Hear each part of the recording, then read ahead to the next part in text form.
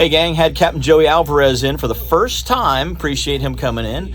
Part of the Sea Leveler fleet. Joey's running the Sea Trident right now. If you guys want to do any offshore tuna fishing, deep dropping, sword fishing, golden tile, yellow edge, any of that kind of stuff, Joey's the guy to go with out of Canaveral. So hopefully you guys and gals enjoy the tips and tricks that we bring you on this show, and enjoy the rest of your day. Well, good morning, East Central Florida, and welcome to another edition of Catch a Memory Outdoors right here on WWBC 1510 AM. We appreciate you guys and gals tuning in every Saturday to see what's going on here at Catch a Memory Outdoors. Of course, I'm Captain Jim Ross, your host, for those of you that are just tuning in for the first time, and we appreciate you guys and gals tuning in because we have a whole lot of fun on this show, and if you haven't enjoyed this show before, hopefully you will enjoy it today and become a follower of the show, and just jump on board with us here every Saturday morning or whenever you get a chance, because obviously we're live on the air on 1510 AM, 99.9, 94.7, and 100.7 FM here on Brevard Space Coast. But you can also get us on the streaming feed at catchamemoryoutdoors.com. You can click on that live link, or if we're not on the air at that particular time, you can click on the archive tab and get us there. And, of course, Facebook Live for 30 days. You can watch us on the Facebook Live feed as well at catchamemoryoutdoors.com. So we appreciate you guys and gals tuning in and checking out what's going on today. We're going to talk a little bit. We're going to have more of an offshore show today, so hopefully you guys and gals will be interested in what we have to say, because this is a pretty cool show we're going to have. I haven't really had a whole lot of guys that do what my guest today does, and so I think you guys and gals are going to be really interested in learning and finding out some of the things that you can actually go out there and catch if you get a chance, or if you want to go on a charter. Obviously, he is the man to do it. Captain Joey Alvarez is in with me this morning. Good morning, Joey. Hey, how we doing? Good morning.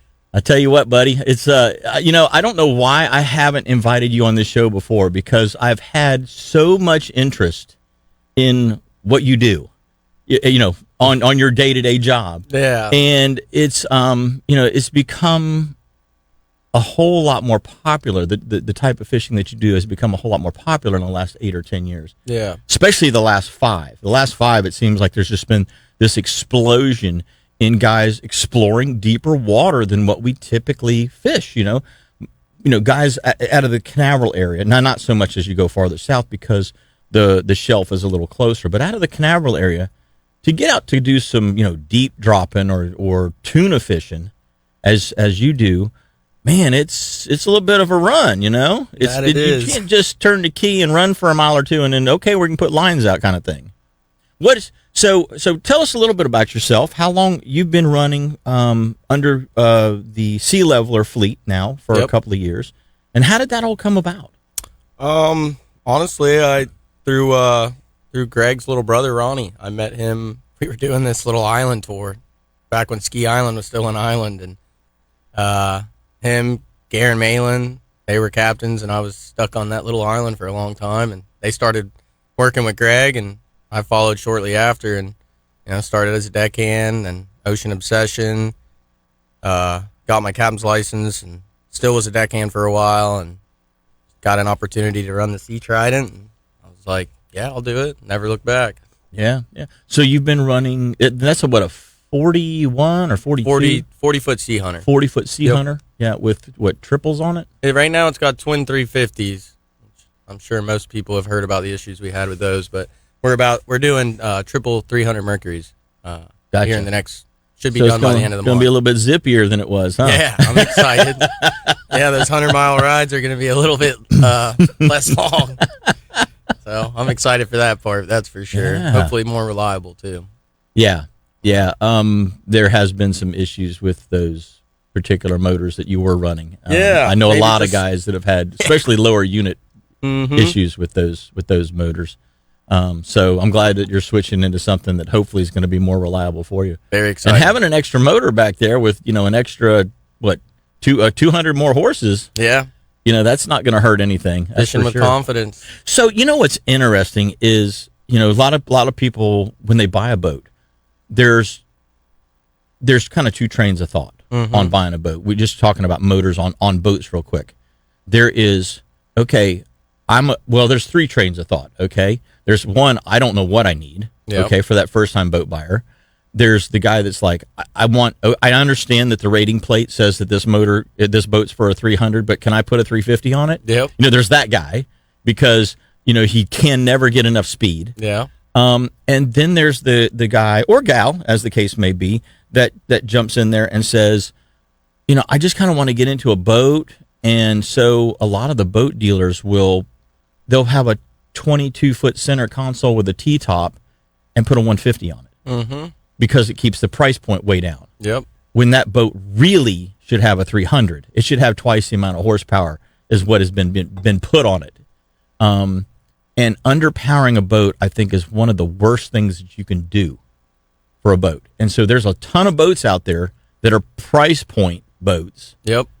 That have got the smallest motor possible on it, and they underperform. They're underwhelming. They're prone to more mechanical failures because you're having to run the thing at wide open throttle just to stay on plane. Yep.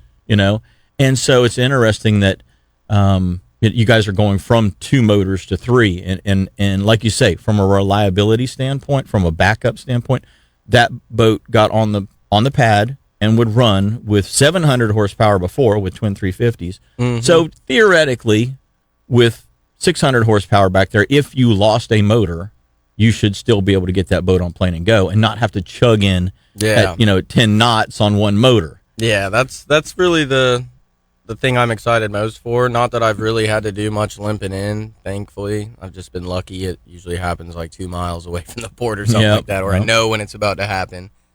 But yeah, fishing with confidence, man. I haven't done that in a long time. So, when you're riding 100 miles and you got that thought in the back of your head, maybe it's today. I don't need that kind of stress in my life. Just praying on your way home. 30 more miles. Just make it to the other side of the stream, please. Please, just get me with, So, yeah, I'm very excited to fish with confidence, honestly. Yeah. I mean, I fish with confidence when I'm going somewhere and doing something, but you always have that thought in the back of your head, hey, are we going to make it home on 2? Or are we going to make it home on 1? I know I'm going to make it home, but how long is it going to take till I get there? Yeah. So I'm excited. With a 40-foot, basically center console style boat, that boat is really designed to do what it is that you're doing with it. It's not designed to go to the reef and troll for kingfish. It's not, it's just not that kind of a boat. It's a boat that's designed to get out there, go. And so when you're running out and doing, deep drop trips in particular, or tuna trips, that's the size boat that you really want to be in. It's something that's long enough to, when those waves kick up, that you can kind of span across them, and have some, like you say, have some confidence in the vessel. So when you're getting out there, so you made it on the party boat. Yeah, Ocean Obsession. Now that's a whole lot different than running tuna trips 90 miles offshore. I mean, how was that transition for you?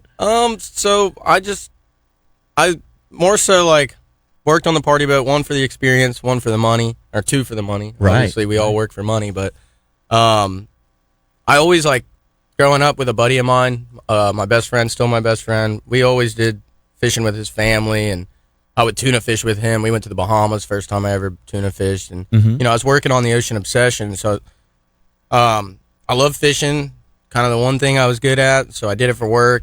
And then I fell into the Sea Trident where I could actually do what I want to do while fishing and getting paid, which was probably the best thing that ever happened to me. I love bottom fishing too. I love working on the party boat, and you'll never learn more faster than working on a party boat.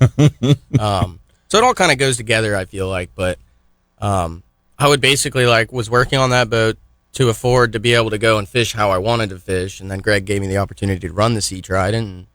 And, now sword fishing, tuna fishing, deep dropping, all of it. And I do kingfish. I love kingfishing, honestly. Yeah. If you ask me what my top 3 favorite fishing would be, I'd probably say tuna, swordfish, kingfish. Gotcha.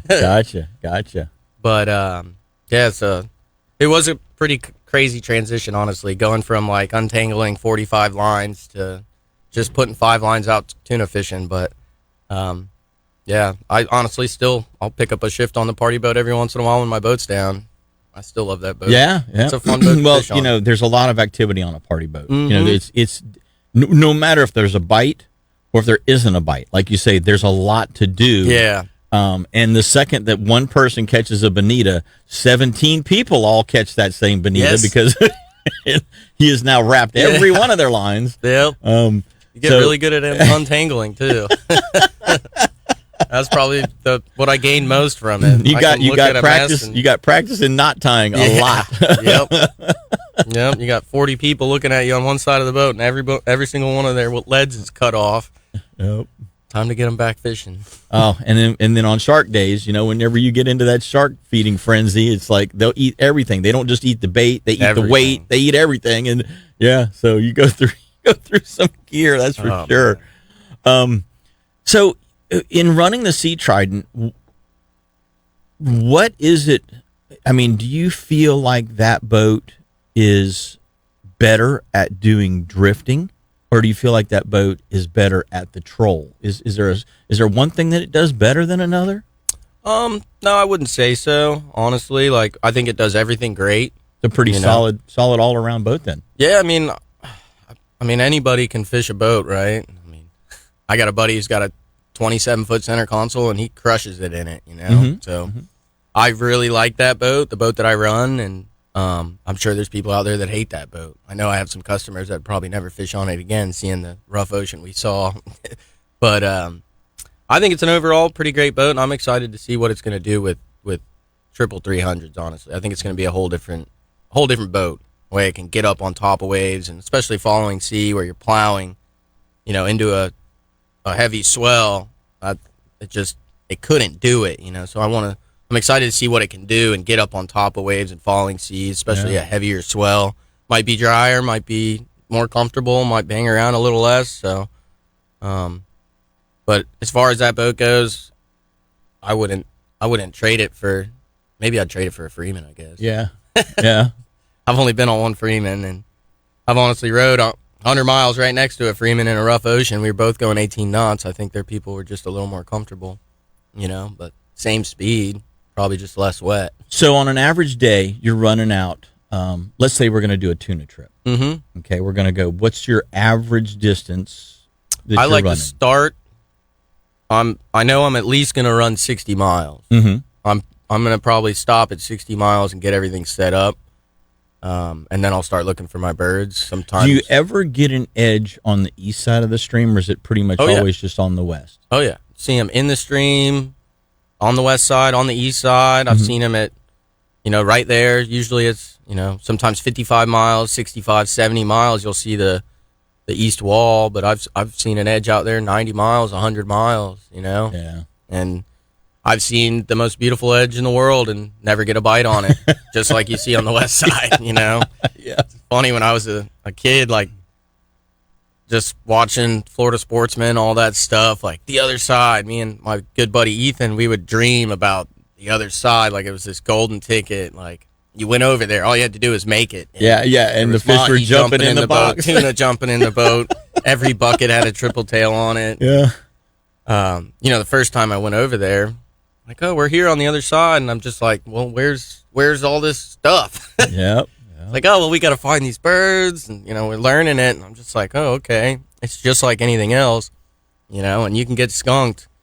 Luckily, I've honestly never been skunked over there, but I've had some very tough days where you see just, wow, a capsized boat. How is there nothing on it, Just like anything else. Or a floating tree, and you're like, oh, here we nothing go. Nothing on it. We're gonna get weehoos. We're gonna get dolphins. There's gonna be some triple tails. Yeah. And you pull up, and you're like, where is everybody? Where's everything? Yeah, maybe somebody fished it right before us. And then I've honestly pulled up to a milk crate, half of a milk crate, and caught 35 mollies on it. So yeah. It is an awesome place. I think there's a lot of room for opportunity over there. There's also a lot of room for a lot of frustration. Well, the main thing that money. you said is, a lot of opportunity, because if you come across that little golden spot in the ocean, it's magical. Yep. As you know, it's an absolutely magical trip, because all of a sudden you're in. Yeah.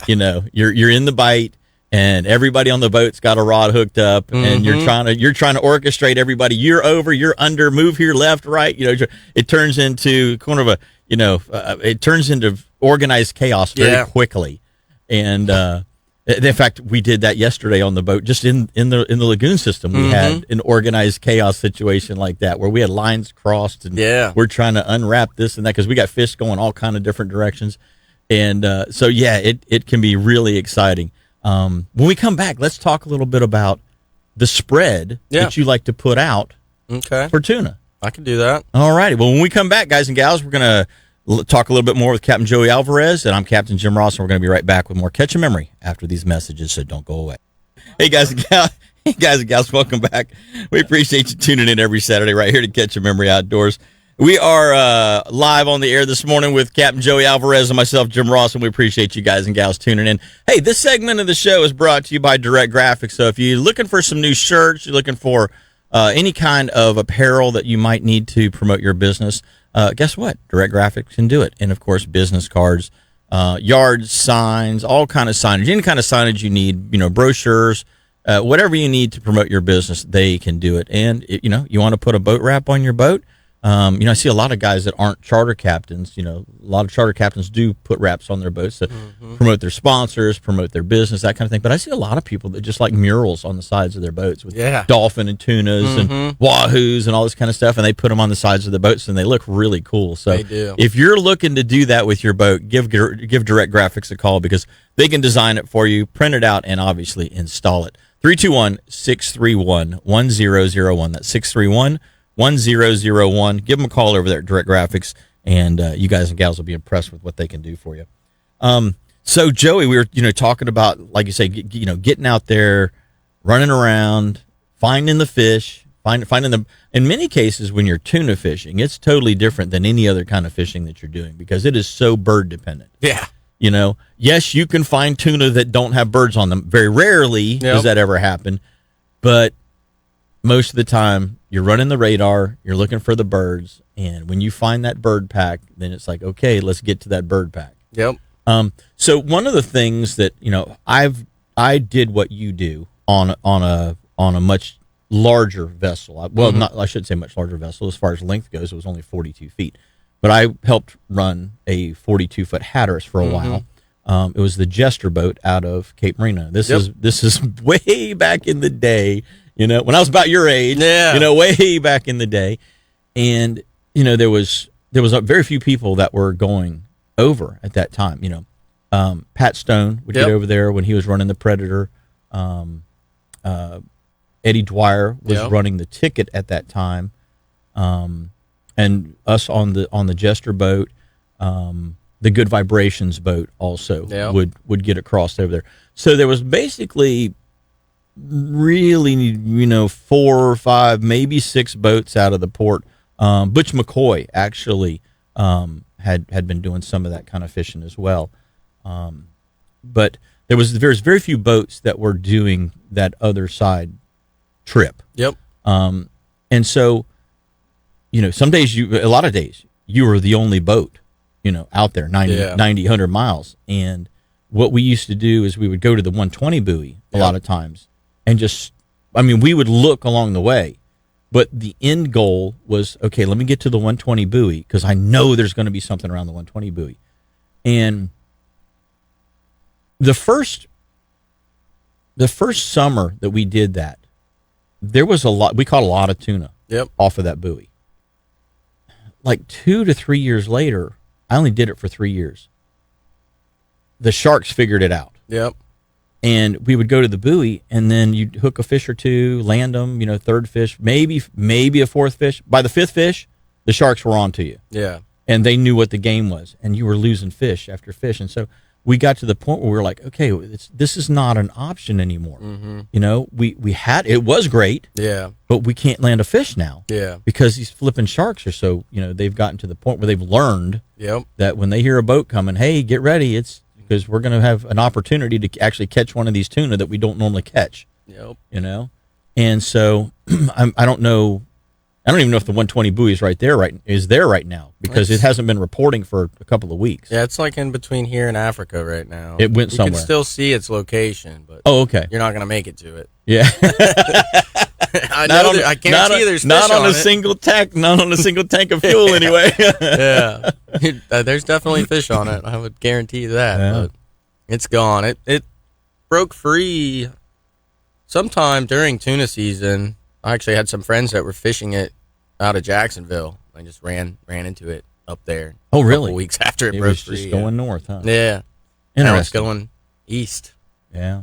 The last one ended up in like a beach off of Italy or something like that. It was kind of cool, but yeah, supposedly it'll be back by April. But the 120 buoy, I've been there a bunch of times, and it's one of those things where, like you described, hopefully you're the first one there. If you make a couple passes, seems like if you put 5 rods in the water, you'll get 5 bites on your first pass if you're the only one there and you were the first one there. And then each pass, you'll get fewer and fewer bites. The last time I went there, I got there probably an hour before sunrise, and we were just staging, kind of waiting for that first light. Mm-hmm. And I'm looking at my radar. There's like 3 boats coming at it. Oh, man. So we started trolling early. I think that day we ended up catching like 4 or 5, and we were literally in step. There's like 5 boats all circling this buoy, 120 miles offshore. And that was the last time I ever went to the 120-mile buoy. I used to go to it pretty often. I had some regulars at like one buoy trip a year, like we want to go to the buoy and then swordfish the rest of the day. And I think just too many people go to it now. Yeah, it's become a community hole anymore. Yeah, I mean, and you're right. You will catch fish there. You'll catch a mahi. You'll definitely catch a little shark. Yeah. It's funny. Some of the little silky sharks will have like 25 lines sticking out of them, coming through their butt. Like, it's just, they're like the raccoons. They see you roll up and Here they come come. check you out. Yep. Throw something towards the buoy. Oh, instant bite. Yep. Shark. Yep. Well, so now that buoy's not there and there's no focal point out there, obviously it definitely reverts back to any kind of floater. Yep. Or if there's an edge potentially on Yep. the east side of the stream, but it's still really the focal point. 80% of your luck is going to come around finding the birds. Yeah. I would assume. Got to find the birds. I would much rather fish birds than the buoy any day of the week, especially nowadays. There's so many boats out there. Like you mentioned, you'd go out there and never see another boat, or if your buddy happened to have a charter the same day, maybe you'd see him. But I would say you'd be very lucky to go out there now and not see a boat. Yeah. I think every center console now is built to go tuna fishing, Every center console has at least 3 motors on it, it seems like. Yeah, anything 30-ish yeah. foot and up, it seems like there's guys are trying to make that run. Yeah, I've been tuna fishing now 8 years, I'd say, and just in the last couple, it's especially. I mean, there's a tournament that started that I think also added pressure to the fishery, but anyone can tuna fish now. It seems like, and anyone does tuna fish. People who don't necessarily even know how to tuna fish, will be out there just fishing, dragging lines. Yeah, it's like, whoa, they see a boat, roll They're right out to there it. dragging bait. Yeah. Just dragging bait. So definitely crowded. So let's talk about a typical spread. I mean, obviously, after 8 years of doing this, you've had a lot of time for trial and error, experimentation, Yep. all of that kind of stuff. What do you feel like is some of the better spreads that you can put out? Like honestly, my go-to spread, I fish 5 rods. Sometimes if I have a great deckhand, I'll fish 7 in some applications, but 5 rods seems to be the magic number for me. Right. I like 2 lures short, and then 1 really long. Everything else basically a ballyhoo or a ballyhoo with a sea witch. And I fish stuff pretty far back. Like my long is long, and my riggers are pretty long too. And then the only thing that's really short of them lures, maybe just right back there in the prop wash. And if those lures get bit, Less than 60 feet, most likely. yeah, I would say definitely less than 100. Yeah. But if the lures get bit first, you pretty much know, and everything else is going to get bit. So it's a good way to tell. Like you'll mark fish, and then that lure gets bit, and then that other lure gets bit, and then all of a sudden your riggers are going, then your long's going, and it's like, okay, hopefully that's the first pack in the morning, and I'm off to a good day. Yep. If you can put all 5, if all 5 stay hooked up and you get all 5 in the box, that's a good start. Yeah. That's the biggest thing too, is, I have clients, sometimes they've never done it before, and, they reel for 10 seconds and like, oh, wow, this is very hard. I always lose fish. I always tell guys, even in what I do, these fish, they're literally fighting for their life. Yep. So pretend that you're now fighting for your life, trying to get that fish to the boat. Mm-hmm. I mean, and when you put it in that perspective, it's like, okay, this is a matter of life and death. It's not a matter of, okay, my arm's a little tired. Yeah. Or, my wrist is getting sore. This is okay. Is your wrist sore, or are you about to die? Yeah. Okay. And when you put it in that term, and guys are like, okay, I didn't see it in that light. I wasn't looking at that perspective.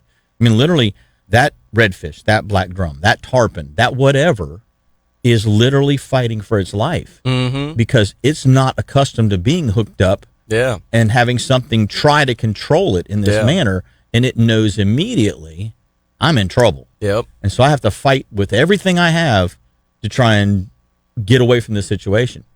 And specifically with the bigger drum, because you'll start catching some drum up into that 40, 50, 60-pound class. Those are the fun ones. And then, bigger redfish, obviously sharks. And then, of course, any tarpon bigger than 60, 65 pounds can become a challenge. That 80-pounder that you're like, you'll watch a guy beat an 80-pound fish in 15 minutes. Mm-hmm. And then another 80-pound fish, it will take 45. Yep. They're like, fish are like people. They have different levels of fitness, I guess you would say. And there are some fish that are just absolute. I mean, they're Olympic athletes out there. They really are. And so sometimes, like, I'll see a guy's fighting especially in the case of tarpon, I'll see he is fighting this fish properly. I'll see that, we've got the right drag setting. He's pulling all the right angles. He's always opposing the fish, doing everything that you would say that I would coach a guy to do. Yep. He's already doing it, and the fish is just like not responding. The fish is just giving you the big, middle fin, if you will, and saying, I'm doing what I want to do, and you're not stopping me. And so when you get that fish on, that's when you got to tell a guy, dude, you're just going to have to get a can of MAN and rub some more on yourself because that's what it's going to take to get this fish to the boat. You're just going to have to rub some MAN on it and make it happen. Yep. And when guys realize that, then they go, okay.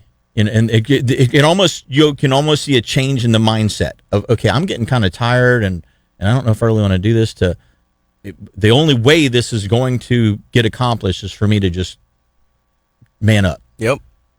Or in the case of a woman up, if you will, rub some estrogen on it, rub some whatever a woman needs, rub some of that on it. Mm-hmm. And when you see that change in their mindset, all of a sudden the fatigue starts to go away, the adrenaline takes over again, the mindset kicks in, and then you see them accomplish the task, which is always a cool thing. But, I love it. But the same thing happens with tuna fishing. Oh, yeah. I mean, when you've got a long line that's out 200 yards, and then the tuna just took another 200. That's my favorite part. Yelling at people, reel. You got a reel, man. Come on. It's easy to yell the fish reel is when you're not going to swim up here it. and let me gaff it and put it in the fish box all by itself. It's not happening. Yep. I've had charters where people are just like, we can't do it. Literally, I had a tuna trip where me and my deckhand, was Captain Harrison at the time, and we literally caught all the fish for the people. And we could have caught a lot more, but, we're only How many two did you people. want to clean at the end of the day, right? That's the thing, man. How many do you want to clean?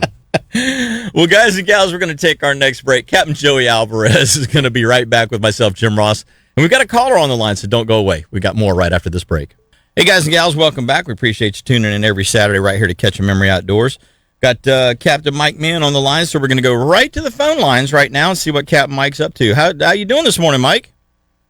Good morning, guys. I'm doing great. Happy to be sitting in the truck this morning. It's nice and foggy and looks fairly windy, but I'll be doing a charter this afternoon, so hopefully this fog will blow off and the wind will lay down a little bit.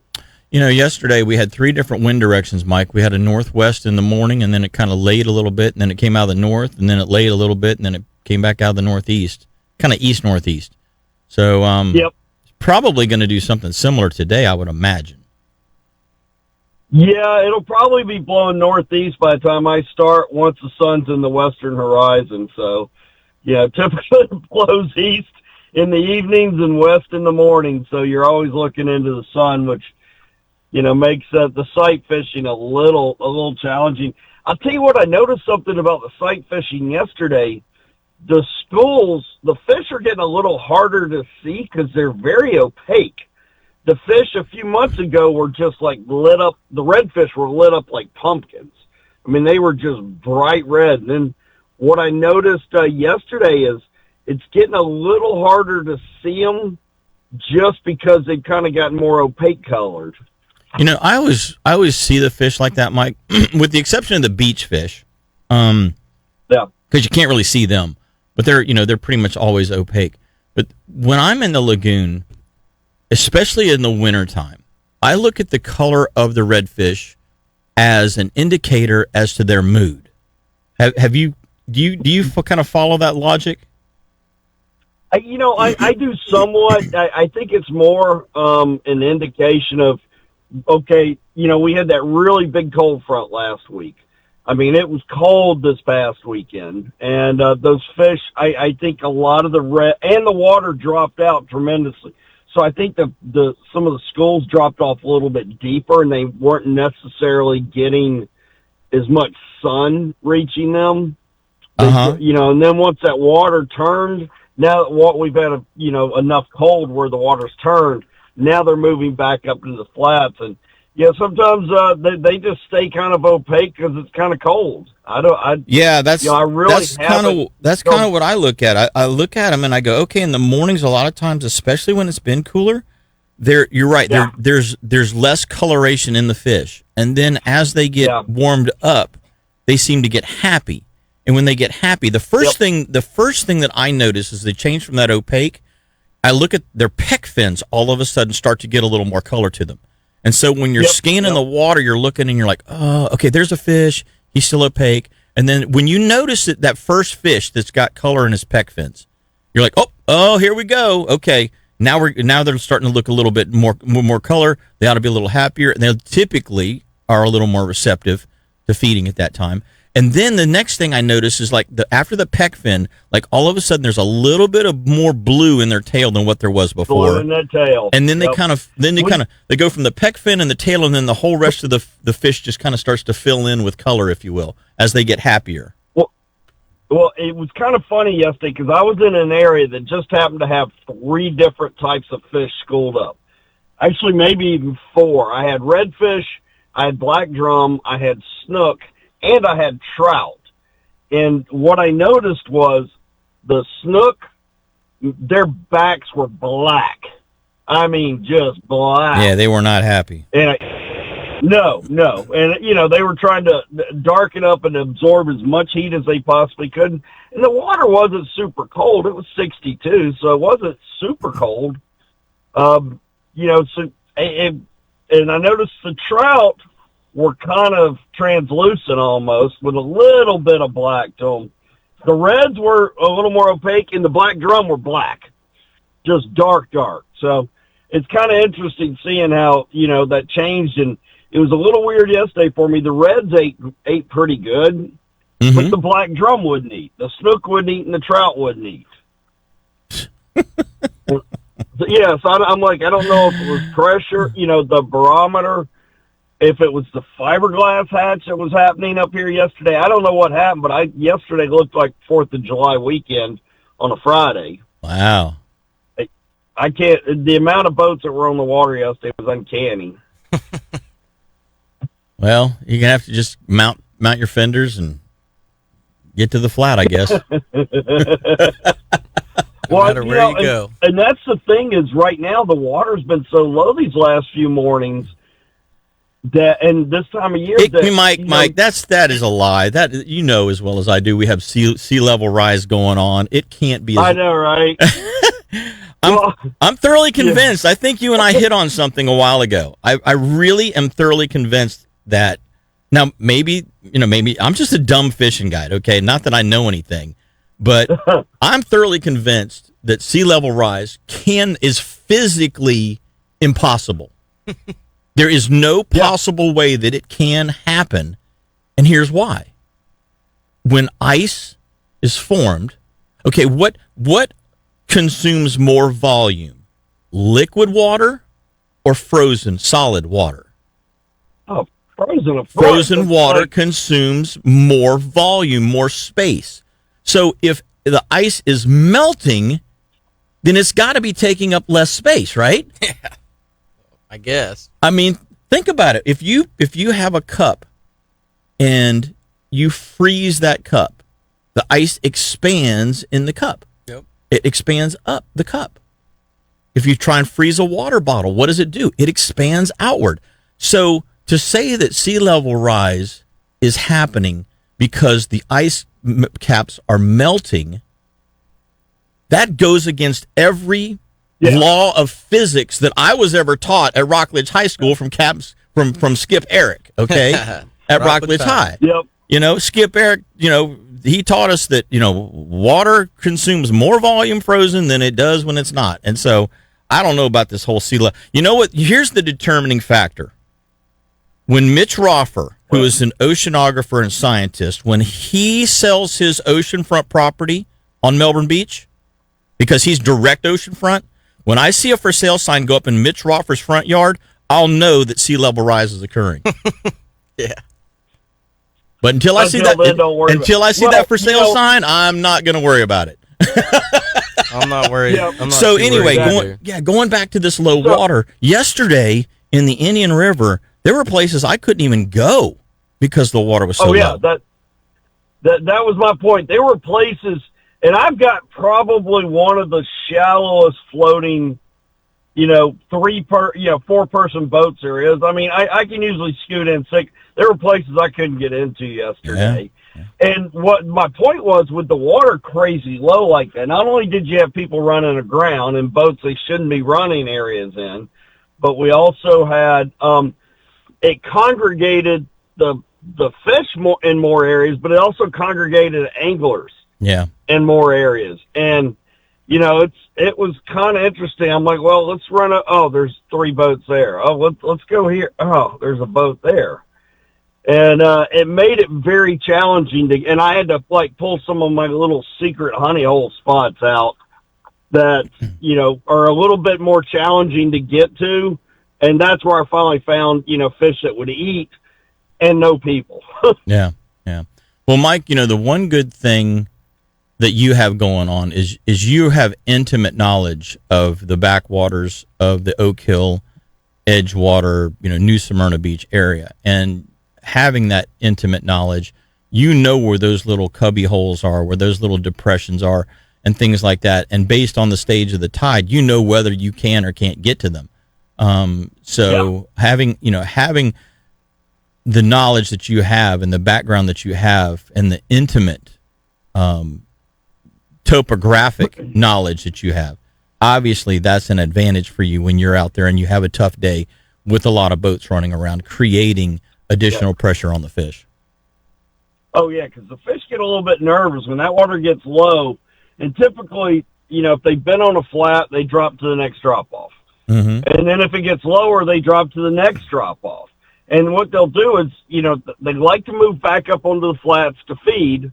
And for safety, they like to be, you know, for redfish and well, I guess all of them in the lagoon, they like to be in deep enough water that they can feed and not have to worry about, like, I guess, anything coming from above, but shallow enough they don't have to worry about the dolphins. Because the dolphins are out in full force right now. There's a lot of porpoise in the lagoon. Yeah, the banana's full of them, too, so. But, you know, it's that kind of time of year where we've gotten the cold, we've gotten them schooled up. Now we just kind of, looks like we're settling into a normal winter weather pattern for the next 2 weeks after, I think, Monday. Looks like 80 tomorrow, 84 degrees tomorrow, and then it settles in and it's like highs in the 60s, lows in the 30s and 40s for 2 weeks. And I think that'll kind of, if the wind will stay down, that'll kind of get us a little bit more where it's easier to pattern. Mike, real quick before we have to go to the next break, have you found the black drum to be schooling to spawn, or are they old enough to do that yet? The ones that you're fishing? You know, I was finding ones that were old enough to do that, and they were schooling to spawn last week. This week, yesterday, I had trouble finding the schools of black drum that I've been fishing. I don't know where they went. They kind of disappeared on me a little bit. I found one little group, but the big groups I've been on, they kind of vaporized. So I don't know if they spawned and then they dropped off deep for a little bit just to recover from the spawn. Hopefully they'll be popping back up in the next day or so, though. Gotcha. And hopefully the netters didn't find them. Isn't that the truth? Ugh. Yeah, I don't understand how we're still allowing commercial fishing in the Mosquito Lagoon. It's kind of sad, it really is. But Yeah. So I'll give you a shout after the show, and we'll talk a little bit more because I was kind of interested in that whole new moon spawning activity that we seem to see this year. Because last year and the year before, it seemed to happen more on the full. But the full this year, I think, was too early in the season, or too early in the month, and so they grouped on the new moon. And now that we're just past the new moon, I think we're going to have another spawn. Hopefully, we'll continue to have them spawn into the full moon. So we may actually get sort of a 2 week apart, spawning session. And so instead of getting just one spawn, we may actually get 2 spawns this year, which I feel is which would be great. That would be very beneficial. Well, buddy, we are up against our next break. Check your text message when we get off the phone. And how does somebody get a hold of Captain Mike Mann? Yeah, I've got some days available this coming week, a couple days. The weather looks pretty good. You can call me at area code 386-295-5991. You go right to my website, fatfishguide.com. Follow me on Instagram and Facebook, CAPT Mike Mann with 2 N's. And hey, Jimmy, I don't ever have to rub some M-A-N. I don't have to rub M-A-N on it. I got M-A-N-N. You got the M-A-N-N going, don't you? All right, brother. Well, take care and have a great afternoon. Hey, have a great weekend, guys. You Cheers. too, buddy. Bye-bye now. Hey, gang, we're going to take our next break. Captain Joey Alvarez and myself, Jim Ross, are going to be right back with more Catch a Memory after this break. Hey, guys and gals, we're back. We got a whole lot going on during the break, but we want to let you know that this segment of the show, we're going to talk a little bit about the fishing and boating conditions so that you guys and gals can get out there, and then we're going to get back to Captain Joey Alvarez. Today, we've got northeast at 5 to 10, becoming southeast at 5 to 10 by tonight. Seas are supposed to be 3 to 4 feet with a dominant period of around 10 seconds. The Ponce buoy, you know what? I forgot to get the conditions for the Ponce buoy, so anyway, it's out there if you listen to the weather radio. If you didn't, then the rest of the ones that I have are the 4-mile buoy out of Canaveral, 66 degrees there, 2 at 11, which is really gorgeous. 20-mile buoy is not reporting. Obviously, the 120-mile buoy is not reporting because it's halfway to Africa right now. But the 6-mile buoy out of Fort Pierce, excuse me, 72 degrees, 3 feet at 11 seconds. Western edge of the Gulf Stream, 41 out of Ponce, 30 out of Canaveral, and 24 miles out of Sebastian.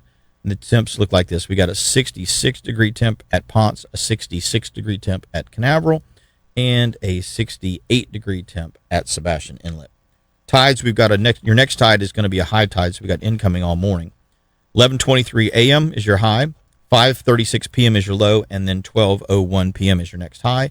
And at Sebastian, 11:26 a.m. is your next high, 5:47 p.m. is your next low, and 12:10 a.m. in the morning is your next high. Solar lunar tables look like this. The best times to get out there and do some fishing and hunting, presented by All About Archery down in Melbourne. There is a major that happened early this morning. The next one's going to happen from 4:10 to 6:10 this evening. And then your minor is at 10:07 to 11:07 a.m. However, I can't say, some days, Joey, that minor actually seems to do something. Mm-hmm. Yesterday, it did nothing for me. I mean, it was kind of interesting how slow the bite was for me yesterday in what I would consider to be a higher than average portion of the day for activity level. When you looked at that minor, and the fish just did not respond very well at all yesterday. The fish I was fishing, anyway. But in the afternoon, come 3 o'clock or so, all of a sudden they were good. Yeah, they were very good. Yeah. So that major yesterday was really the ticket, and hopefully today will be the same. So yeah, that new moon fishing. It is. It's definitely a different type of a scenario. So I had a couple of questions real quick. let's let me go back to my text here. One of the listeners texted me and said, proper process for approaching and fishing bird packs. Okay.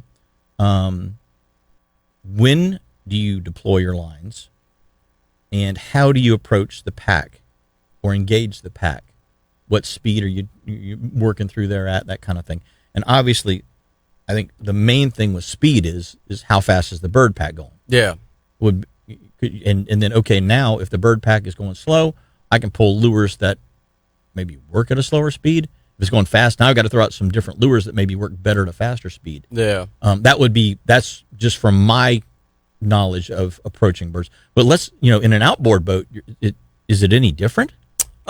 It's kind of, I guess I like to fish a certain way. People like to fish their way, but for me, I've kind of, after doing it for so long, just looking at the bird pack on the radar, say I found it and maybe I was 6 miles away from it, and if I'm running 30 knots, that means I have 6 minutes to watch this bird pack while I'm approaching it, and a lot can happen in 6 minutes. If that bird pack is staying in the exact same spot and I don't have to change my direction very much on my way to it, then I'm pretty happy, the whole time. Like, okay, and then you get to them where I can see them. I have terrible eyes. I can find them on the radar very well, but when I can actually physically see them, usually it's time for us to put them out. Gotcha. So I always just watch them crazy. Hopefully that bird pack's staying tight. Now I can see them. They're working, they're dipping, they're diving. Hopefully I'm seeing some tuna sky out of the water, some bus. I like to, anywhere from 6 to 8 knots. I'm going to troll through them. Sometimes I'll go even faster just to get my baits in the right position. And hopefully I'll get that bite. Some people like to go right through them, and there's times where I will honestly go right through them. Like, if I can just get 5 to bite really quick, catch those, I'm happy. The last couple of years, the water's been really warm, and it seems like they'll be doing everything just right, and then you get to a certain distance, and those birds just start flying the opposite direction. And my rule of thumb, I'll give a bird pack 15, 20 minutes. If they reform over here, I'll try to make it over there. If I make 3 or 4 good passes where I should have gotten a bite and I didn't, I'm wrapping it up. I'm going to the next bird pack. Typically. So you don't stay on that on that same pack if you're not getting bit. I've found that you can, when you guarantee, okay, I saw my lures go right through the middle of the. I marked them. Yeah. I marked them from 50 feet to 300 feet, and I never got a bite. They're skying out of the water, and I think that's maybe due to pressure. Talk to some of the guys that have been doing it longer than me, and they say, like, oh, this tuna fishery, it goes in phases. There's a great couple of years, and then there's slower years, and then there's years where you might not even find the birds.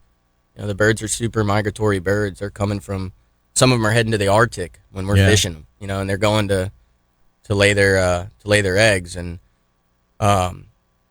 which honestly the last probably 2 years have been the hardest tuna fishing I've ever seen. But I think if I've been on this bird pack 10, 15 times, I've made a couple, or 10, 15 minutes, I've made a couple really good passes where I know I should have gotten bit, I'm reeling it up and I'm going to the next bird pack. So you were mentioning ballyhoo on a sea witch. Okay. What do you run on your transom baits? What do you run on your short rods? Nomads are great. Those little Bonita Yozuri lures are pretty great. Are you putting any kind of weight in front of them, or are you using? Okay. Nope. So we used to just run like a unlipped lure, but a diver. Yeah, we used to run like the braid little speedsters. Yeah, and I stuff. love the braid speedster. That's actually like one of my favorite lures. During COVID, you couldn't even find them. I would call them like every couple weeks. And I got to the point where, now Steve didn't do this. So Steve Seaman was the captain of the boat. I was basically on his second captain when we ran these trips. I was a huge fan of a cedar plug. Yeah.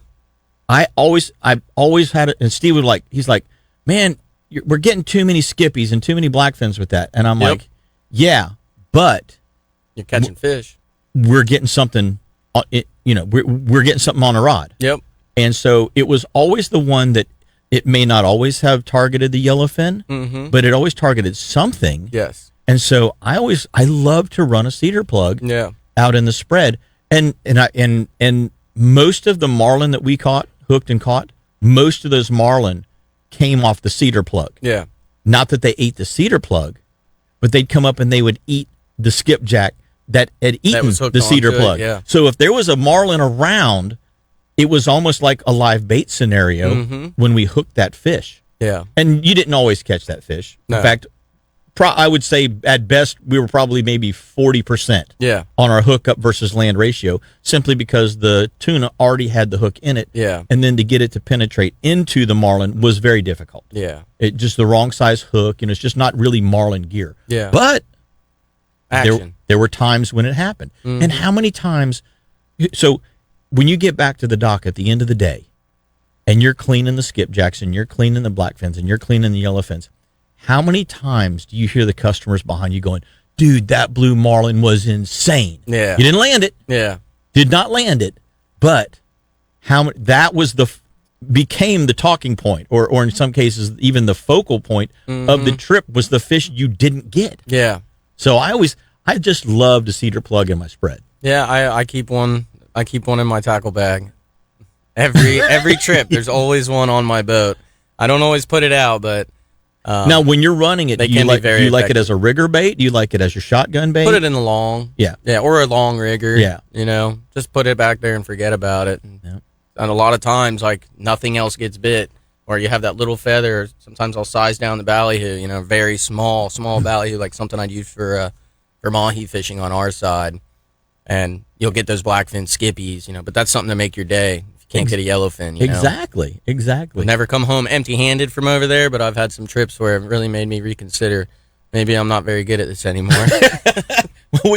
Trust me, I've been doing this 30 years, and there's days I get off the water and I'm go, dude, I suck. Yeah, what happened? I woke up on the wrong side of the bed today. We're going to go to our top of the hour break, gang. We're going to have a whole nother hour, Captain Joey and myself. So don't go away. We got a lot more fun coming right back at you.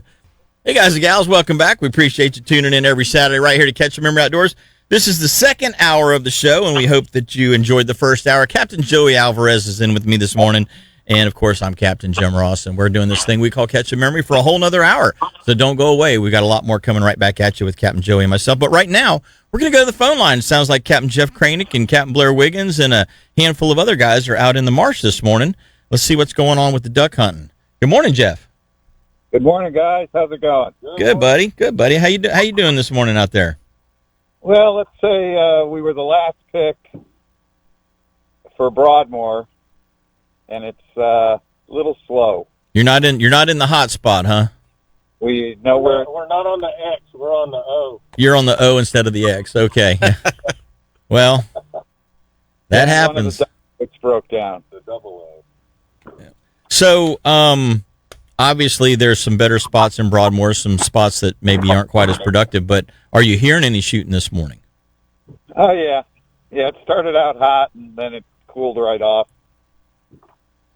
Well, you should be coming into that next little second part of the flight phase, right, though, if I understand what you've tried to teach me.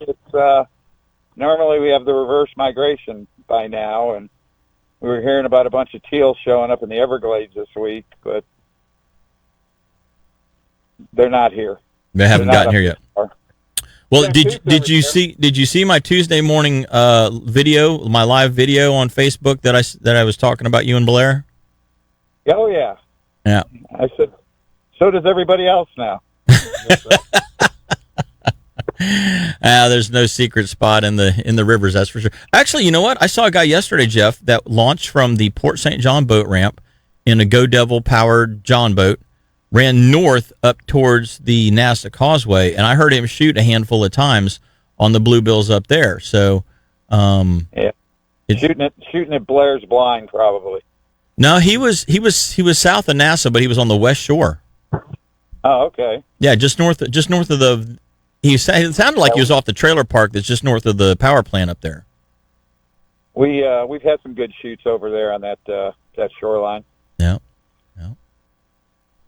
But Broadmoor's slow for you this morning. No, any ducks down at all in the spread? No. Nothing yet. Well, hopefully somebody will kick some up and blow them your way. I haven't even tested my shoulder yet. Well, that's not something he needs to do, that's for sure. Well, he's only had a year to fix it. Yeah, but it's that downtime. Yeah, it's that downtime. It's that you can't shoot television shows and do Blair Wiggins Outdoors if you can't make a cast. So that makes it difficult. Well, I'm going to be like on a charter and have the captain cast for me. Well, I can do that. Yeah. Wouldn't be my first time I did that. Oh, I used to do it all the time. Yep. well, Well, hey Jeff, we've got a thing coming up for the Blue Origin water processing that's coming up here on the 30th. This at the end of the month. Yeah. So what is it? What's going on? The Blue Origin water processing, re-permitting to their water processing, and then distributing it back out the affluent back out into the I guess more the Banana River, Indian River complex than so much as Mosquito Lagoon. But I know that won't hurt our water quality at all. It's obvious that they snuck that one in the first time, because if they hadn't have snuck it in, you would have heard about it the first time. Exactly. They would have put up a big stink. And somehow they got by without letting the public know, I think, because if people would have heard about it, they would have been stinking about it just as much as they are now. Yeah. So hopefully there's a big turnout for that event, and I think that's going to be at the Ag Center on Lake Drive in Cocoa. So we're gonna try and get out there and do that, and hopefully we'll see you guys out there as well. Yeah, other than that, last weekend of duck season. I believe next weekend, Saturday, is Youth Day, and then the weekend after that is the Vets Hunt, and then we're done for the year. Well, hopefully that reverse migration, if it doesn't hit this weekend, hopefully it comes for the kids next weekend. That's for sure. Oh, I'm sure it will. Yeah, sure it will. That'll be good. All righty, guys. Well, y'all have a fun morning out there, and we appreciate the call in. Okay. Yeah, man. Hopefully see you this afternoon out there, huh? Well, I look forward to it. I'll be the cast portion of the blast, or the cast and blast. It's a bonfire tonight. Depending on what the wind does. It's kind of blowing out here right now. It should lay down a little bit. Yeah. And switch, okay. So that'll be good too. We'll see you around lunchtime. All righty, guys. Take care. Well, it sounds like a slow morning in the duck blind. Yeah, I've heard it's been a slow year. Captain Garen likes to do that a lot. Overall, it has been a pretty slow year. There are some guys that had a couple of really good days, but man, there wasn't a lot. I wouldn't say there was a lot of that happened from what I can tell. Actually, Jeff was out with Tyler Fuchs and Tyler's girlfriend 3 weeks ago or so, and crushed it. Yeah. Just crushed it. Yeah. I mean, shot their limit by, I don't know, an hour after daylight. No, and he texted me. Fun. Yeah, well, I called him and I was like, "Hey, are you out this morning?" He goes, "Yeah." And he goes, "We're wrapping it up already." And I'm like, "What?" Because it had been so slow. Mm-hmm. So to hear him say that was kind of surprising. Yeah. So there was a couple of guys that got some good shoots in, and then there's the rest of them. The rest of us. The water's been low. I just did the dog week with some buddies. We were camping out there on the St. John's for 5 days, and did it last year. A year before that, water was a little higher and was very good. This year it was tough. We had a couple of days where we went on 5-6 mile walk, never even seen a pig. Wow. So yeah, maybe just that water's so low, everybody's bypassing, staying away from us anyway. Yeah. Where do you normally do that at? Just on the St. John's, all the WMAs. Mm-hmm. Yeah, they'll allow you to actually camp out on them and stuff. Yeah, I didn't know that. We're camping like on the St. John's, and then we'll go into into a WMA. Yeah. Okay. Yeah. So we camp where you're allowed to camp, and then hunt where you're allowed to hunt. You can actually run the dogs for the 2 weeks that they allow it. Interesting. In the public walk-ins and stuff like that. Now, are you rifle shooting or are you shotgun shooting? Oh no, we're just using the dogs. We don't even most of the time. Just catching. Yeah, just catching them, training the dogs. We'll kill one or two, maybe a week or so if it's within walking distance. How far you want to carry it? Yeah, and it's not a 200-pound boar. Yeah, Yeah, actually, the day I left, they got a 200-pounder or better. Pretty cool. Of course, it was when I left. That's not the one you want to drag out. No. I mean, like an 80, 100-pounder. Yeah. A couple buddies with me, A hopefully. little 60-pound Sal's looking better every day. Yeah. Yeah. Yes, sir. Something easy to pack out. Yeah. I honestly like the camping part of it the best. Yeah. Just not seeing everybody. It's weird, you come back after a couple days of camping and your house is like so loud. Oh, Your yeah. refrigerator and your AC. It's like, man, I miss that And quiet. the dishwasher Yeah, and the everything. washing machine and the next door neighbor's weed eater. And you're like, man, yeah. Yep, back to reality. Yeah, no, I get it. I'm the same way. We have some property up in Oak Hill, and I go up there, and it's like all you hear is the wind blowing through the pine trees, Super relaxing. And you just sit there, and it's like I don't even want to go home. Yeah. I just sit here in a lawn chair all night. It's just one of those things. Yeah. It is hard. It is hard to close that gate and put the lock on it. As I'm pulling out. Got to go back to work. I got to and go all back that. to reality. Yeah. Yeah. Why wasn't I born independently wealthy? Right. So didn't have these adult responsibilities and problems. I don't get it. Yeah, I know what you mean. Well, Joey, we were talking a little bit about that tuna fishing. Let's kind of do a wrap up on that. Okay. As far as like speeds, you like to, you vary your speeds at all? Up current, down current, upwind, downwind? Do you find that matters much? When they're biting, I think nothing matters, obviously. When they start getting finicky, like I said, I'll fish a bird pack. It ain't working. I'm going to the next one. There's days where I'll fish 30 bird packs. So let's Get just, one to bite. Let's just use circles as an example. Mm-hmm. Okay. You've got your spread out. Your boat's far obviously wider than where the tuna are. Hopefully, they're on the inside of your circle where your lures can track across. Yeah.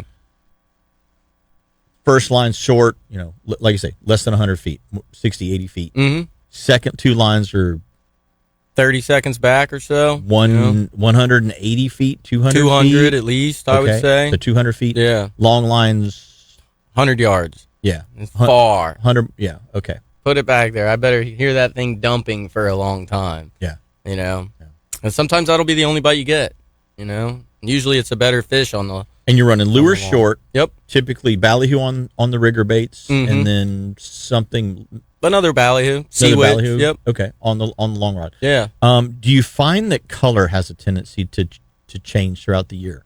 Of my sea witches? Yeah, they bite one color in the spring better, one color in the fall better. I think it's more day by day, honestly. There'll be a color that just works that day. It's Okay. like, man, that thing's getting bit, blue and white, or whether it's, I honestly love a blue and white, but even chartreuse green and white. And I had... What was interesting is, we can get really focused on color. Yeah. And sometimes I think it's a little too focused. Mm-hmm. But we had a year. The year that they first came out with, Todd's Lures, actually, was one of the first ones I saw it, where they used that zucchini kind of color skirt. For whatever reason, I guess the fish had never seen it before. Yeah. And that color, for about a year and a half, was like, if you weren't pulling that, you weren't catching fish. Yeah. I mean, that thing would get hit. And then like 3 or 4 years later, you'd put it out.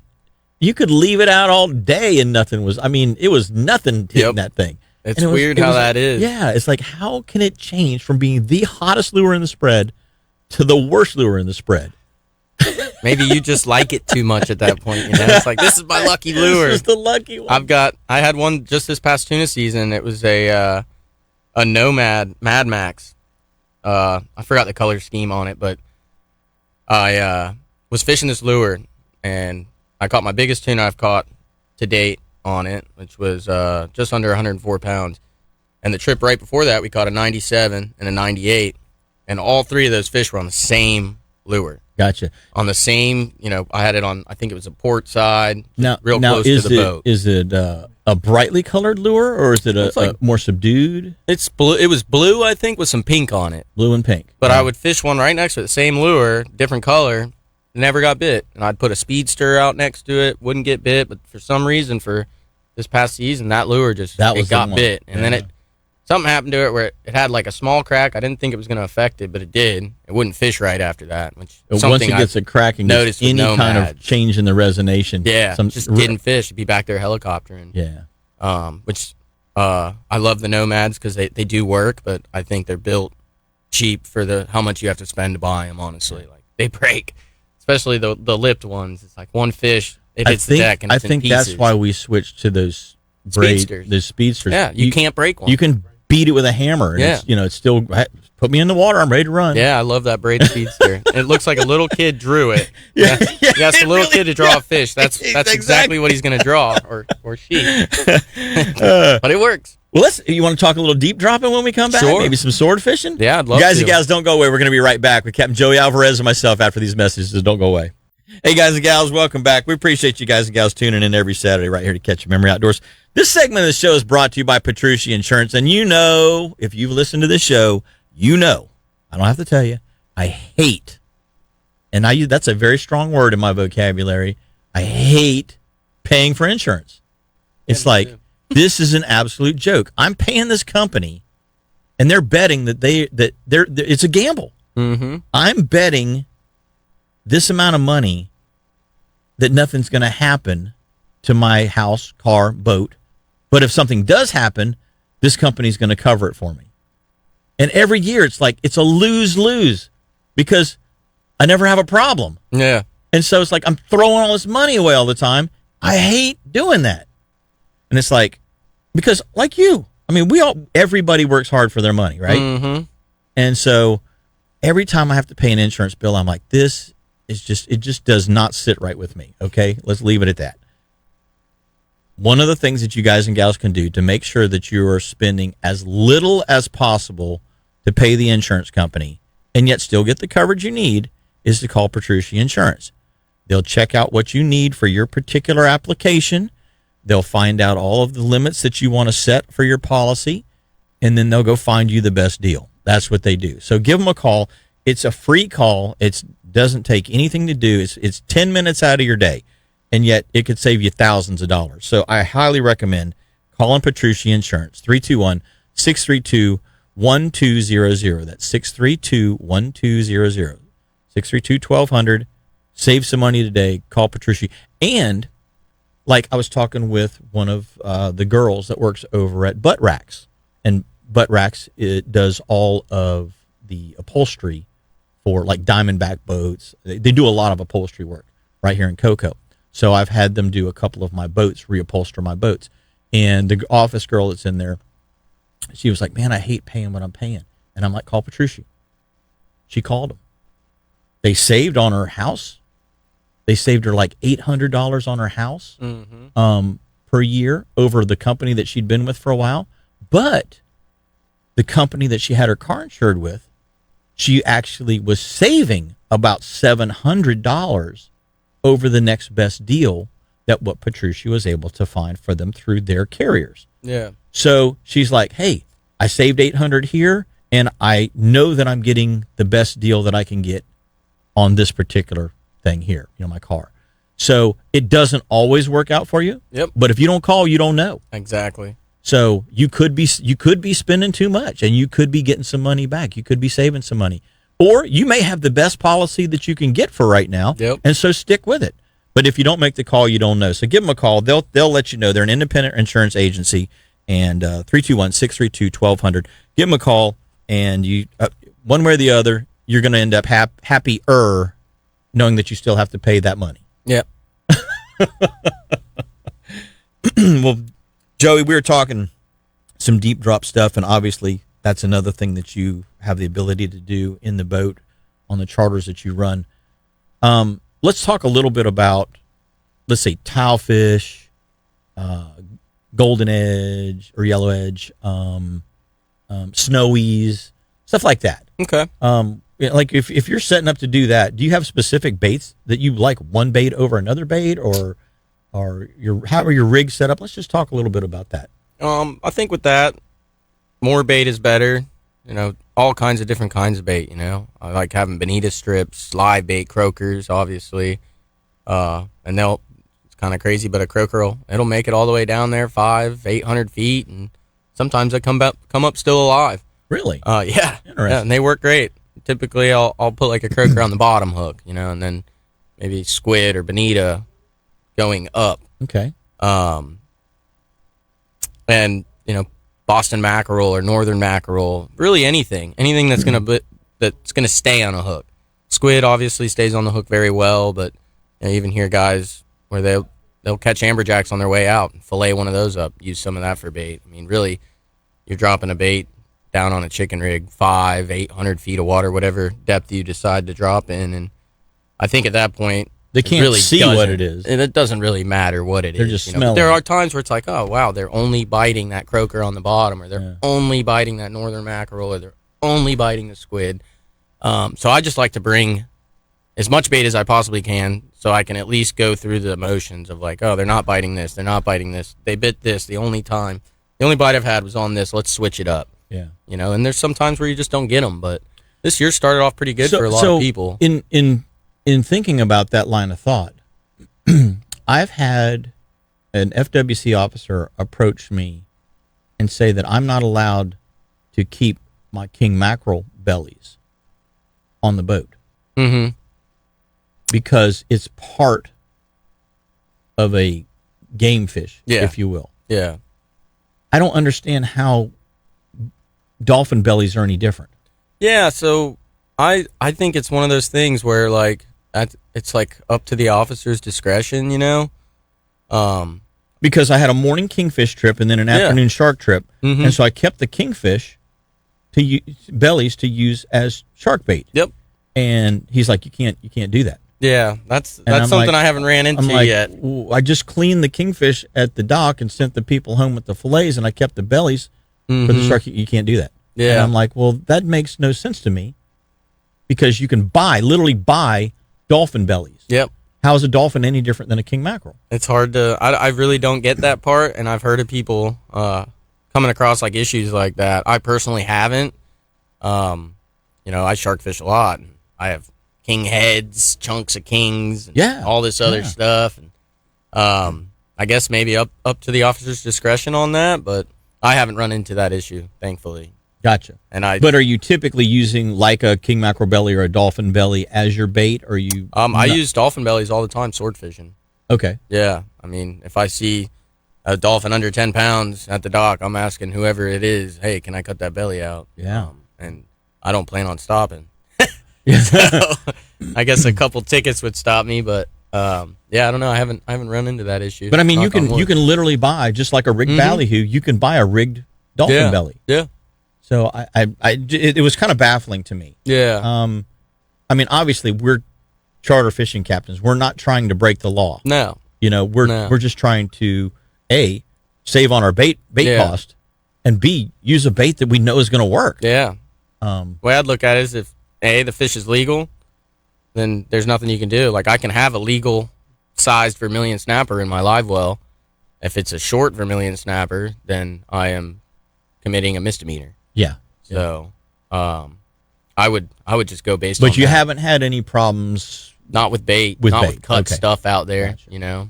And when you're fishing for tiles, do you fish a different depth than you do yellow edges, or different depth than you do for snowies? Yes, but you'll be surprised. You'll catch a snowy with a golden, or you'll catch a golden with a snowy. The yellow edge, I've never been very good at. I've only seen a handful of them, but typically you catch those like around where you're going to catch a snowy. But I've seen tiles caught with them. Right. I think if you're in those depths of like 300, I've even caught snowies in 250, but say 250 to 500, I would probably place more of my bets on a snowy.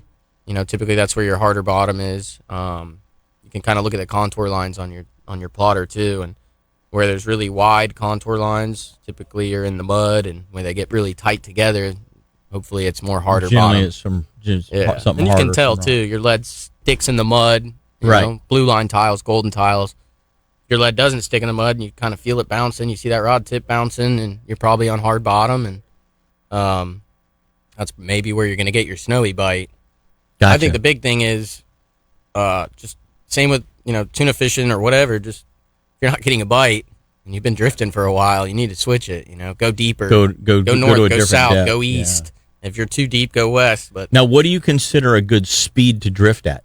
I just pay attention to the rod. You know, if there's 3-4 knots of tide, I'm gonna use like 8 or 10 pounds of lead. And you basically just want to fish it straight up and down. You know, I don't have a set speed or anything like that. Sometimes if it's raging current, I'll just leave one in gear. And if I'm fishing right, I don't have to find the bottom all the time, then I'm happy. You know, if you're constantly putting it in free spool and it's 10 seconds till you hit the bottom, you're not fishing. Yeah. You know, you need to either slow down or speed up, depending on what's going on. And I think that's like the main thing, is learning that. Like, do it a bunch. Spend the entire day. Don't give it 15 minutes. Be like, oh, we never had a bite. We'll go do something else. Right. You know, give it the entire day. If that's what you were planning on doing that day, eventually you're going to find them. Hopefully. Do you find that the bait typically is ahead of the boat, or do you like the bait behind the boat? Generally, when you're fishing in current like that, your bait's almost always in front of you. You know, it's hitting the bottom. You're moving with that current on the surface. Especially like sword fishing, your bait's way in front of you. Yeah. You know, and your line looks like it's straight up and down, but there's that big bow in it.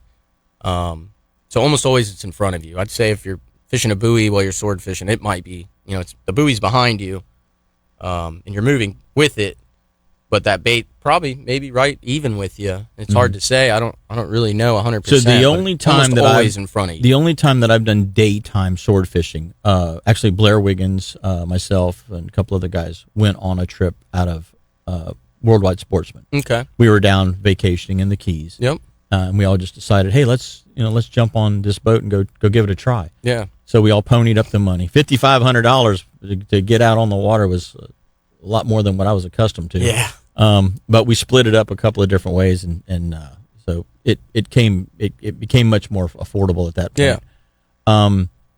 But we were in 1,850 feet, and then there was a drop off that went almost to 2,000. Yep. And as we went over that drop, we actually marked a fish, and we feel like we got a bite from that fish. Yes.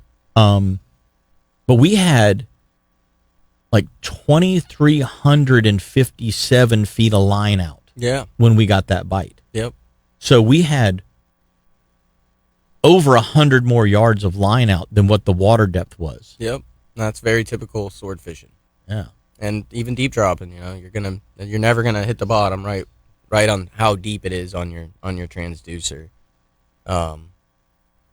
And that's like one of the things, how much line do you have out? It's obviously, if there's that perfect amount of tide, and then there's too much, and then there's too little, which thankfully we're on a boat and we can kind of move the boat to help with those issues. If it's too much tide, add lead, drive faster, slower. If there's not enough tide, take away lead. Because you want to fish up and down as much as you possibly can. That's what I like to do. I like to be able, I want to see that bite. You know, if you're stretched out and you're moving too fast, you're just bringing your bait further off the bottom, you know. And then if you're the opposite, your bait's maybe stuck in the mud, or can get stuck in, if you're fishing over hard bottom, get stuck in the bottom. Like when I was first learning how to sword fish, I mean, I spent a lot of my own money, a lot of my time, and a good customer of mine too. He had a lot of confidence in us, and we wasted a lot of his money too, learning how to do it. And some people get lucky and get them right off rip. You know, I got buddies like, oh, sword fishing's easy. I went once and I caught 2. Yeah, you know, I went 15 times before I caught my first one. Yeah, plenty of opportunities, but. And then we started getting better at it, and it's probably my favorite fishery now. Well, let's talk about that in the next segment, because we're going to take one more break, and then we're going to come back, and we'll talk a little bit more about that deep drop and stuff. Yeah. Guys and gals, don't go away. Captain Joey Alvarez from the Sea Trident on the Sea Leveler Fleet, and myself, Jim Ross, are going to be right back after these messages. Welcome back. We appreciate you tuning in every Saturday right here to Catch a Memory Outdoors. 2 things we got to do: the Starbright Cleaning Solutions segment. Actually, that's the only thing that we really need to do right now. What I want to tell you guys and gals about is, so one of the things that you really need to pay attention to is your hydraulic steering fluid in your hydraulic steering on your boat. You need to flush that about once a year, and that will keep the lubricants and the fluid fresh, obviously. It'll also keep your seals from drying out quite as quickly, because the seals in the ends of the rod, the hydraulic rod, will start to get sun damage. The fresher the lubricant is, the fresher the fluid is in there, the slower it takes for those things to start to dry out, leak, and crack from the sun. So Starbright actually makes hydraulic steering fluid. You can get it in a 32-ounce can or the gallon, but most of us just use the 32-ounce. It's got the little nipple tip on it, so you can just put it right down in there and bleed that through your system very, very easily. Anyway, if you guys and gals haven't done that in the last year and a half, 2 years, you're due for that. So make sure you get that done. Change out that hydraulic steering fluid, and you can get it right there from Starbright. So that's one of the fantastic things that they make for you guys and gals to obviously have less problems with your boat. Joey, we were talking a little bit about this whole swordfish thing, golden towel thing, and as far as in a deep drop scenario, obviously keeping the boat, trying to position the boat as close to directly over the top of the baits as possible. That's the idea. Mm-hmm. Are there any other, is there any little tip, you found a specific rig that works better for you, size, line, type of hook, anything like that you can kind of give tips on? Obviously, circle hooks are going to be used. Do you have a specific circle hook that you like to use for tiles versus snowies versus swordfish? Yeah. I mean, do you change your gear up based on the species you're targeting? Oh yeah, 100%. Swordfish, I use a J hook, and it varies in size based on what I'm using for bait. For a mahi belly, if it's a smaller mahi, I'll use a smaller hook. If it's like a big barracuda belly, I'll use a pretty large hook. I like to sharpen them too, make sure they're sharp. But I think it's all personal preference. Obviously, circle hooks when you're deep dropping for snowies, tiles, yellow edge, all that stuff. Definitely a better go-to. Honestly, for someone who is trying to get into it, I would say go to Handler. They make a great one for you. They make them for you, and they pre-make them. Yeah, so do they pre-make a golden towel rig and pre-make a yellow edge rig, or are they the same rig? Very similar. Some guys would switch it up a little bit on, say they're targeting the yellow edge or the snowies. They're grouper, and a lot of times you catch them on structure. Some guys have some wrecks out there in the deep that they're beefing it up a little bit for. But I use the exact same rig for if I'm snowy fishing, tile fishing. I like a 4-hook rig. And what size hooks are you running on that rig? Anywhere from a 7 to a 9/0 circle. It's a mustad, those silver ones. And like I said, if you go to Handler, they literally have them made. And I think the first one I got, Greg Rapp, when I first started running, he gave me a couple. He's like, here you go, take these. And I literally just went and bought everything that I saw he used to make the rig, and I literally just made them exactly like that. Right. And they last forever, honestly, unless you're losing them in the bottom. But if you're losing them in the bottom, you're probably going too slow, and your line is so far in front of you that you're literally just dragging it through the bottom, and it's going to get stuck. You just want it to touch the bottom once in a while. Yeah, or just kind of drag on it, but you don't want it sitting there. If you're either going too fast where you're catching up to it and it's just sitting there, and then you start drifting back and it finds its way into a hole or crevice, or right. And you're probably going to lose your $50 lead. So I've never lost one deep dropping. I almost lost one sword fishing when we were first learning on the buoy. Had the buoy way too deep and come over that pinnacle on light tide, and it got snagged up in there. But I guess it's just one of them things you learn as you do it. But the speed thing, if that rod, is straight up and down, and your line isn't going to the back of the boat or to the front of the boat, it's kind of just right there where it should be. You're doing good. And if you go a while without a bite, then maybe switch it up. Sword fishing, just keep drifting, I guess. Do you ever, especially when you're sword fishing, one of the things that I noticed on the trip, because I was just standing back, just trying to soak it all in, so I could really learn what was going on. One of the things that I noticed was it looked like we were marking squid. When we used to mark squid on the sounder on the Sea Jester boat, they looked blue. Yeah. They were always blue, and they were pretty close to the bottom. When we got to the place where we hooked our swordfish, I was looking at what I thought was squid. Yeah. On giving a return. Yep. Is that something? I mean, if you're not marking squid, do you go, oh, we're not in the right spot and move, or do you just keep drifting and hope to come across some squid? So, or any other kind of bait for that matter. Yeah, that's a really hot topic with sword fishing. I have buddies who swear by, oh, I'm not marking bait, I'm not fishing here. Me personally, I don't have a transducer on my boat that marks that deep. Like, I can find the bottom. If there's bait layered up on the bottom, I'll mark them.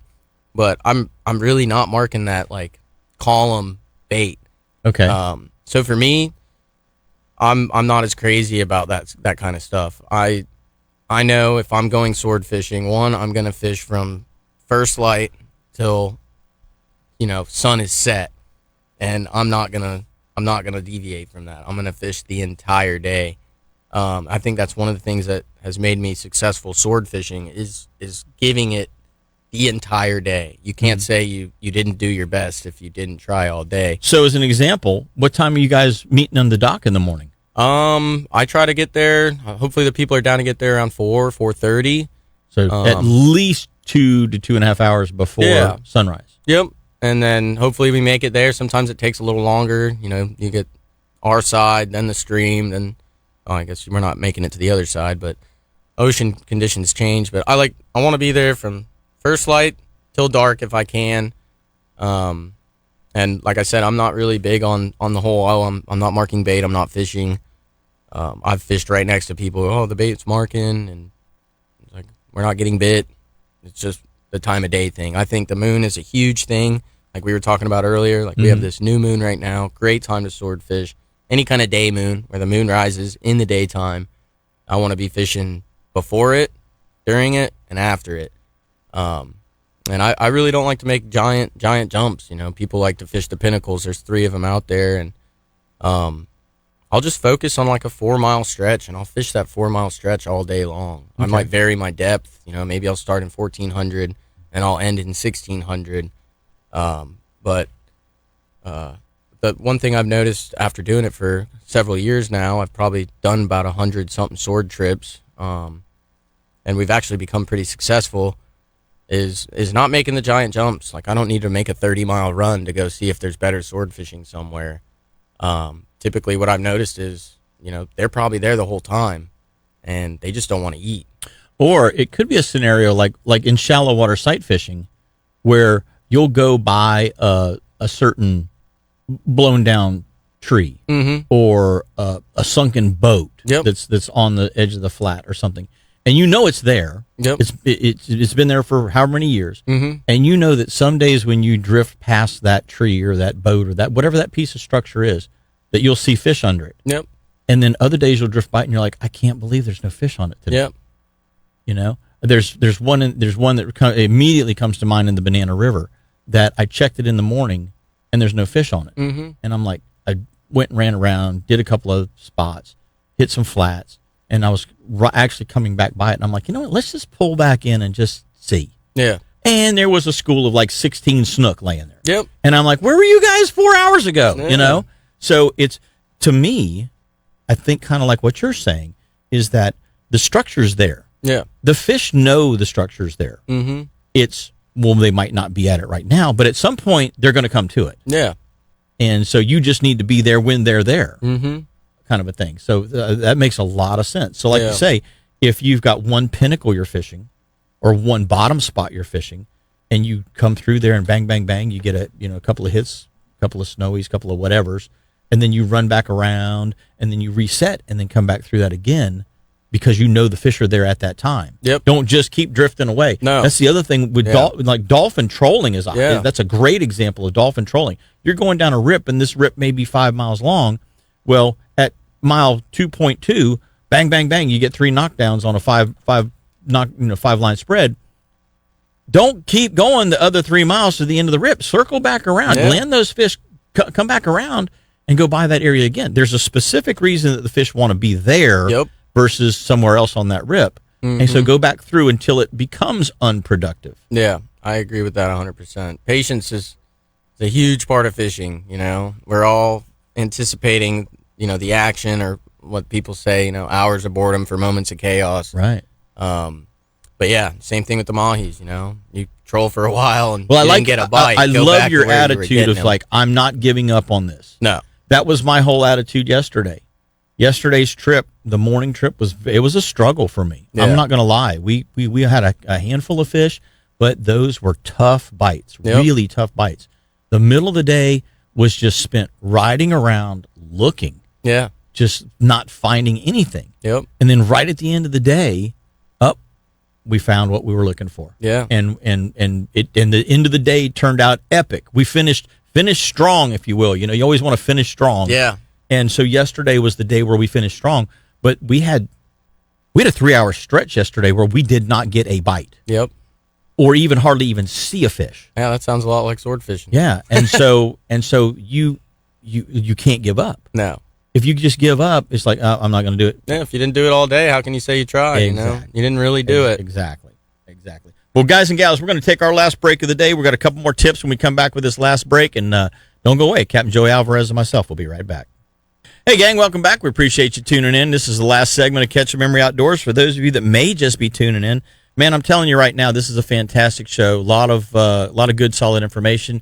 Go back to Catch a Memory Outdoors. Click on that archive tab when you get a chance, and you'll be able to listen to the show over again. Or if you have Facebook, you can go to the Facebook Catch a Memory Outdoor page, and you can watch the show over again with Captain Joey Alvarez and myself.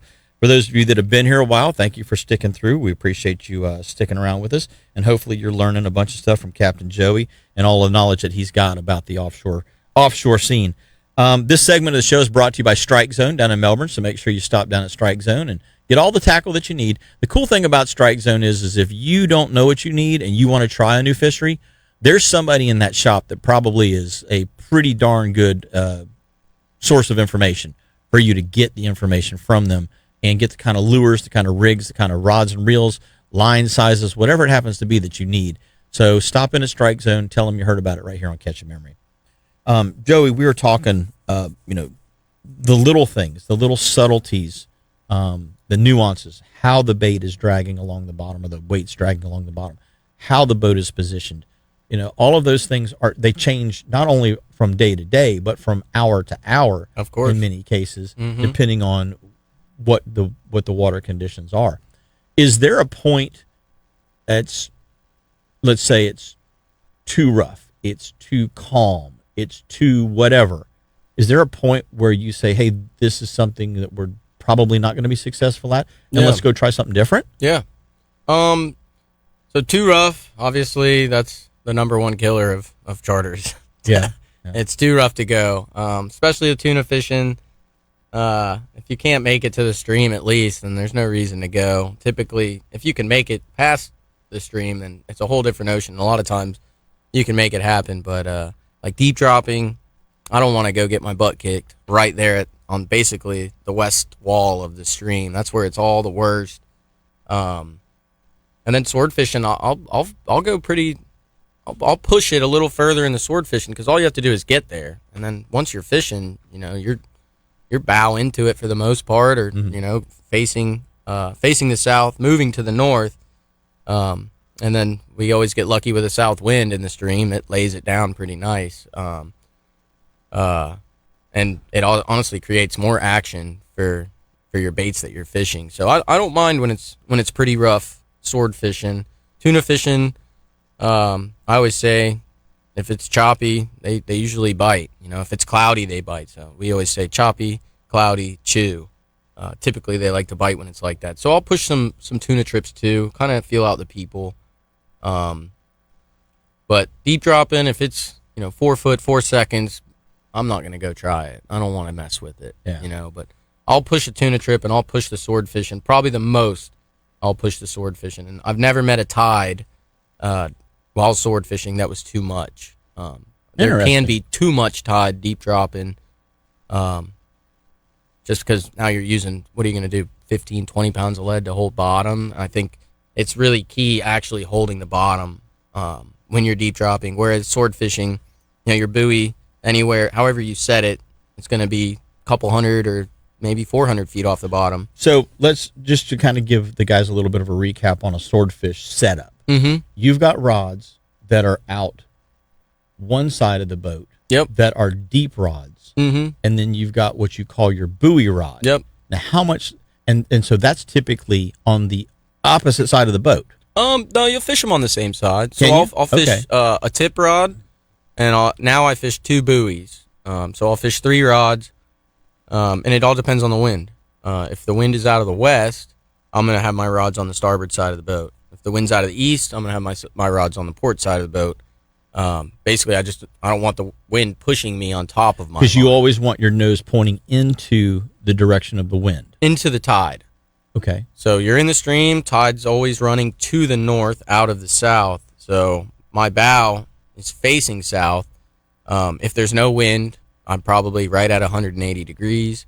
If it's blowing out of the east, maybe I'm, a little bit towards the east. Maybe 140 or something. No, maybe not that much, but just slight little, 5 or 10 degree difference. Okay. And you'll kind of figure it out as you're drifting. You look at your snail trail. Like, okay, I'm getting pushed inshore, so I'm being pushed away from my bait. So now my line is scoped out to the east. Okay, so I just need to alter my course slightly to the east to stay on top of it. Vice versa, the other way, same thing if it's blowing out of the west. For some reason, over the years, for me, I feel like sword fishing I'm way more productive catching swordfish when it's blowing out of the west. I don't know why. It's funny, like 3 months ago, I was telling Harrison, guy fishes with me, really great fisherman, but he works the deck on sword fishing trips with me a lot. And I was like, man, it's blowing out of the west. We'll probably catch a couple today. And we caught 2. And I think the last 5 times I fished when it's blowing out of the west, we didn't come home empty-handed. I've caught plenty when it's blowing out of the east. Probably just one of those things where I've noticed it, and I think it makes a difference. But that's those little things, though, where you're getting pushed inshore, getting pushed offshore. You're either getting on top of your line or away from it. So you just want to make those little fine adjustments and stay where that, as vertical as possible. And the buoy, it doesn't really matter as much because you're putting it way far away from you. And sometimes Now, it's all buoys, off your sometimes buoy it's all line, tip. how deep are you running the bait off of your buoy line? That's all personal preference and how deep you're fishing. So typically you want to fish your tip anywhere from 100 to 300 feet off the bottom. That one you're finding bottom all the time, bringing it up. There's no buoy attached to it. So you're going to see your bite and you actively have to try to hook your fish. The buoy, the best one to get bit on, in my opinion, because you're not messing with it. The buoy, it's like a bobber, like bringing your kid fishing for the first time. Hey, the bobber's underwater. You got one. Real. Hey, the bobber's laying on its side. He's swimming it up. He's swimming it up, yeah. So the buoy's great. Typically, if it's floating, the fish is already hooked. If it's underwater, the fish is already hooked. But those can be, it's personal preference. If I'm fishing 1,400 feet of water, I have buoys. I have a couple spools where I have a buoy loop at 1,200 feet, 1,400 feet, 1,600 feet. I have another one that's, 14, 16, 18. And I have another one that's 16, 18, 2,000. Okay. And that's all personal preference. I know I'm going to fish my tip 100 to 2 to 300 off the bottom, so let's cover my first buoy 400 off the bottom, and then my next buoy 600 off the bottom. Okay, I got a bite on my tip rod 100 feet off the bottom. Let me drop my buoys down one each. So now one's fishing maybe 200, the other one's fishing 300. Or you get a bite on your buoy that's 500 feet off the bottom. Okay, we'll raise the tip and raise the other buoy. Move everything up a little bit, depending on where they want to be in that water column. Exactly. And there's days where it's only a buoy bite. It's like as soon as you get that buoy out, you never get a bite on the tip. That buoy lays over on its side. Or other days, it's all tip. You're going to miss fish on the tip until you kind of figure out how you want to try to hook them. There's a million different ways to do it. If you ask 10 guys how they hook a swordfish on the tip rod, you're probably going to get 10 different answers. So that's all. Hopefully, if you do it enough times, you get enough time to explain to everybody figure it what out. you mean by a tip rod. So tip rod is the rod that you're fishing, like you're dropping it to the bottom. There's no buoy on it. So essentially, it'd be like when you go bottom fishing, you drop your rod to the bottom. Say you want to crank it up 10 times so you don't snag your cone or whatever you're fishing on. But essentially, that's what we're doing. We're basically dropping our tip all the way to the bottom. I'll crank it up, 50, 100, 200, 300. But you're and I'll calling just let it a tip sit. rod because you're looking. You're staring at the tip of the rod. 24/7. Not that it's on the tip of the boat. Yeah, no. It's at you are I fish it staring at that midship, tip. Yeah. pretty much right parallel to where I'm standing when I'm operating the boat. As far as reels go, do you have a specific rod and reel that you like to use better than another? I use LPs, and I have a Tiagra 80 wide Hooker Electric. I haven't found that one is better than the other. The Hooker Electric can wind up faster and bring your stuff in faster. It's the only one that I have that I've actually had to send out and get repaired. It failed, and I couldn't use it for the day, which was kind of frustrating. I've never had an issue with LP. Their warranty's great. I've sent them back just to get serviced, and they always go above and beyond. I would recommend LPs. I do love the Hooker Electric. I've caught a lot of swordfish on it, and I wouldn't sell it.